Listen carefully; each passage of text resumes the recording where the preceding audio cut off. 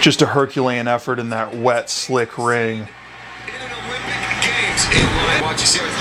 Yeah, so throwing a little bit down the right sector there, my first throw kind of a little off balance, a little rushed. I was trying to go for a home run on these first three. As you can see, I'm actually throwing in my t-shirt still. There was a little bit of a hiccup that happened. Greetings everyone, this is Payton Otterdahl, also known as P-Train Throws, here on YouTube and Instagram. Today we're going to be going through a live commentary while rewatching the 2024 Paris Olympic Shot Put Finals. I'll be going through kind of showing a little bit of insider information on what it was like down there on the circle, what was going through my mind as a competitor, and just overall what my feelings were about the competition. So stick around.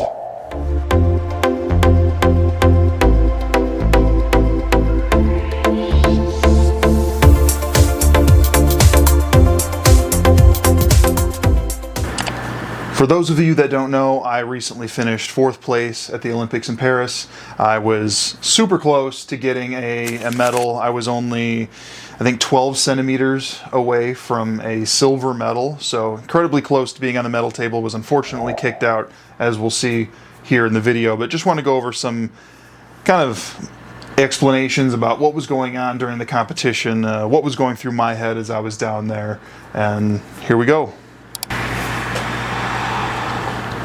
Stade de France men's shot put final. Start with 12 men. They get 3 rounds of throws, and then they'll pare down to 8 for the final 3 rounds. First attempt for American Joe Kovacs.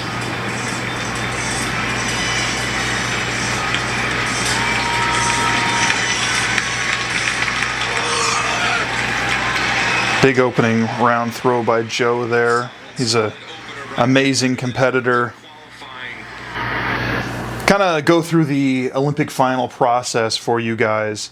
So at the Olympics in the shot put and in all field events, 12 advance to the final. You start off with 36, and this particular Olympics we had a prelim that was 2 days prior, where we get 3 throws each, and that narrows us down to it narrows us down to 12 athletes get to go to the second day and compete in the final. Couple ways that you can make the final. Being top 12 is one way to do it. Another way is to hit the Olympic standard, or the auto qualifying distance for the final. So for us, I believe it was 21:40 was the Olympic or the qualifying standard, which I managed to hit on my first throw. So I only had to hit. I threw over that mark, and I was done on prelim day. I knew I was in for the final. I could take off my throwing shoes and let everybody else duke it out for that top 12 spots. I think that the 12th spot was somewhere in the 20-80 meters range, was that 12th and final spot. So moving back to the video here, this is the top 12 competing here, down from 36. We wait for Stanik's first. Olympic appearance for Stanik. Stanik actually led the qualifying marks, or the prelims, coming into this final. He had the top mark. Like solid effort right there for Stanik. A good save in the front of the ring.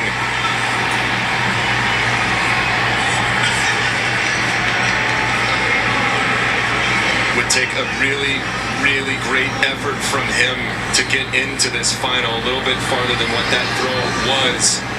31-year-old Ryan Krauser, 2-time Olympic gold medalist, steps into the ring for his first throw in the final here in Paris.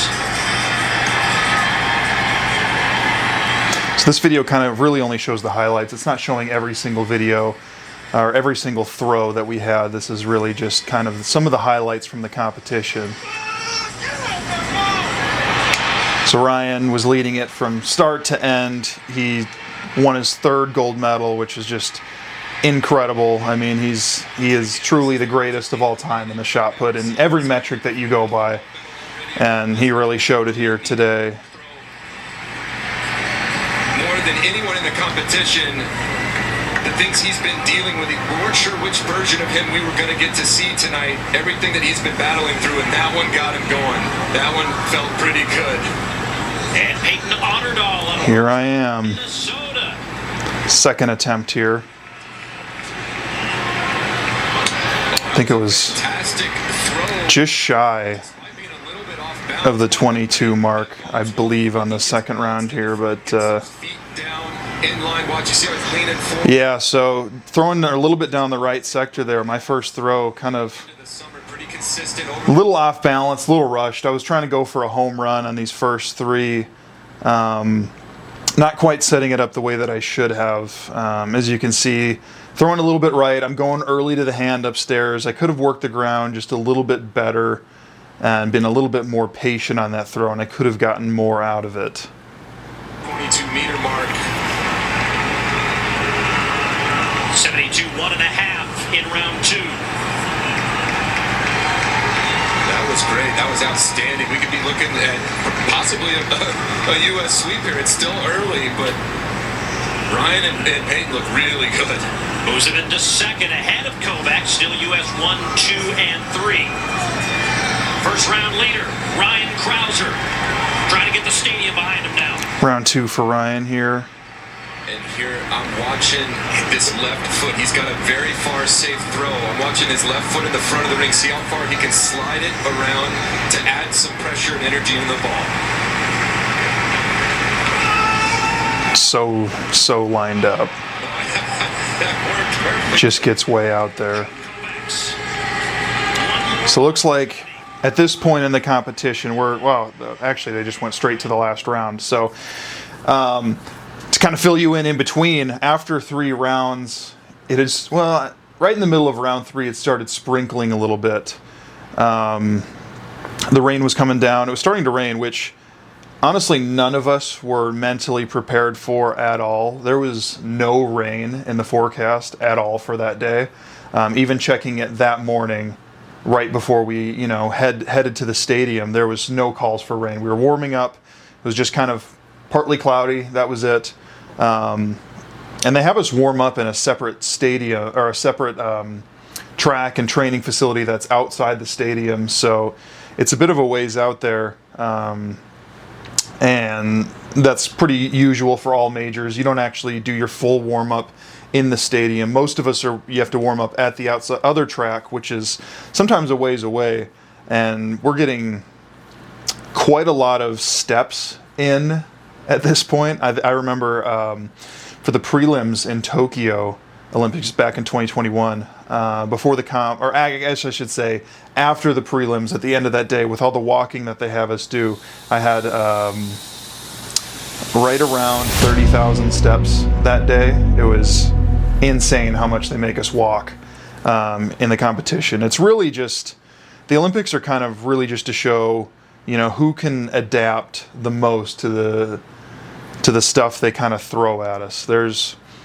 It's very rare to see PB events or PR efforts at the Olympics, and if you're able to do that, then hats off to you, because that is a huge accomplishment with everything that you have to overcome between the call rooms, all the walking, all the check-ins, getting warmed up and cooled down so many times. Kind of a lot before you even step into the ring or step on the track for us. So getting back to the weather here, none of us had any idea that there was any rain coming. So I don't think this video shows too much of it, but a lot of the athletes were slipping and falling all over the place. No one was really expected to improve at that point, because everyone was just, fouling all their throws. Some people actually falling onto the ground. It's just, this was already a pretty fast ring, freshly poured. So it was pretty speedy even without the rain, and then the added there, it was almost slimy kind of when you were stepping into the ring. So very hard to stay on your feet. And a lot of people have kind of asked, or told me like, oh, why didn't they delay it? Why didn't they postpone the meet and have it later when the conditions were better? Well, this is what outdoor track is. There's a whole reason we compete outdoors. That's to overcome the elements.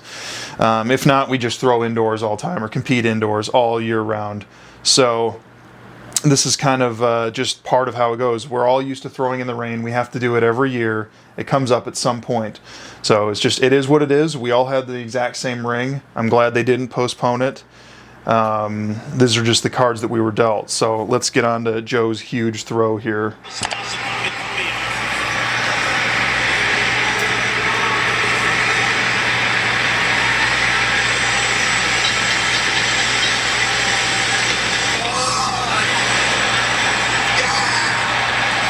So that was a fantastic effort to be done, especially in the rain, to have your best throw on the day. That throw moved Joe up from, it moved him from 4th place to 2nd place, which kicked me from 3rd down to 4th. Just a Herculean effort in that wet, slick ring. In an Olympic Games, in a wet ring. And you can never count out that round 6 Joe. He's notorious for it.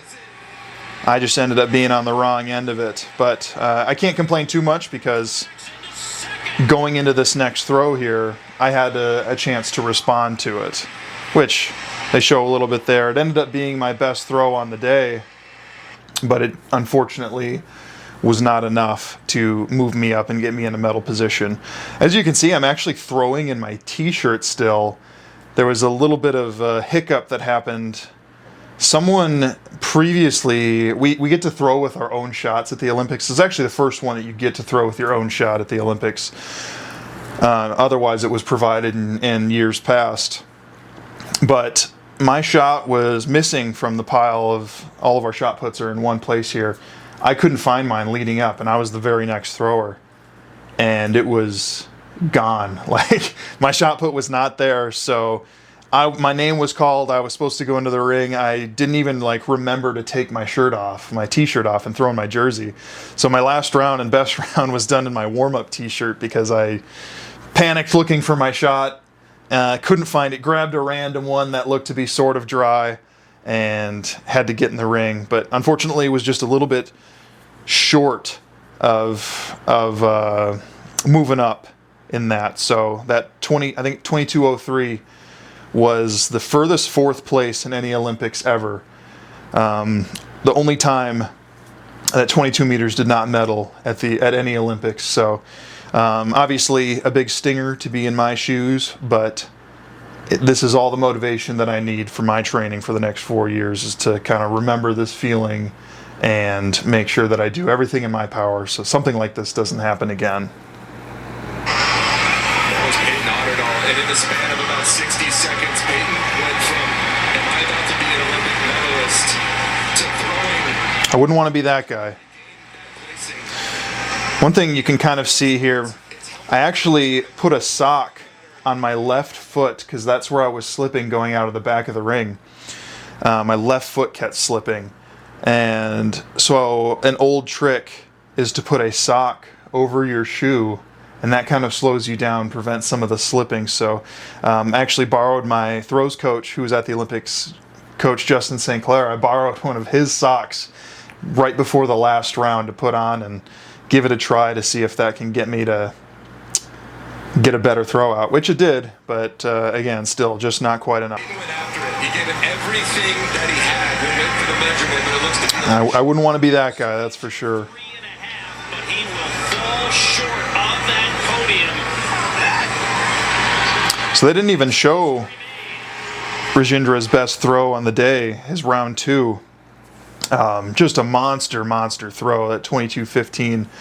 And I think this last round here, it would look to be further. It would have got him silver if he was able to stay in the ring. But again, this wet ring just makes it way too slick.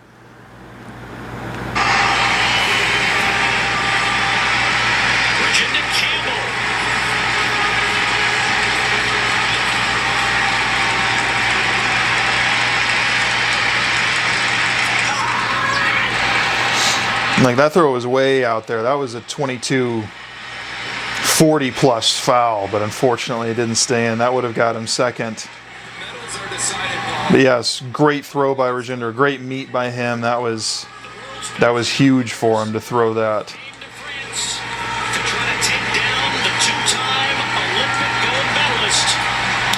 Then I think Ryan didn't even take his round 6 throw, because he had already known that he had won, so no sense in it and hurting yourself. There's still a season to be had after the Olympics.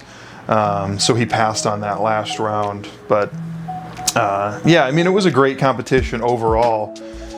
Super deep.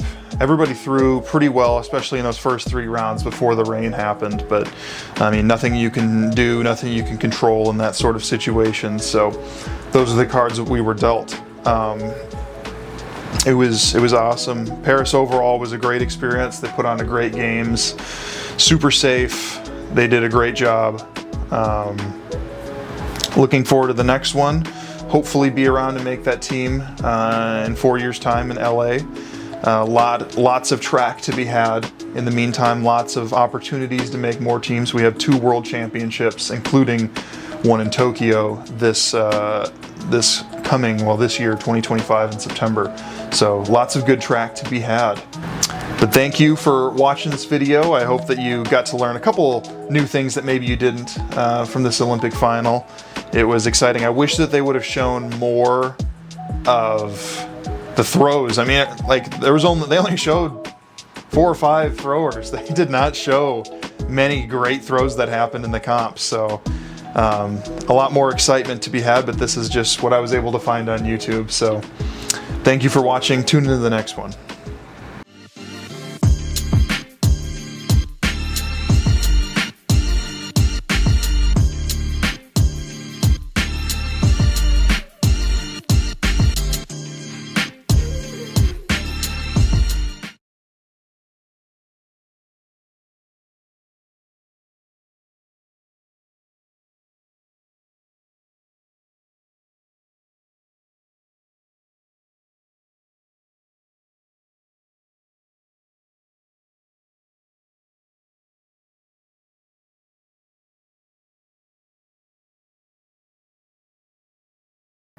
Stade de France men's shot put final.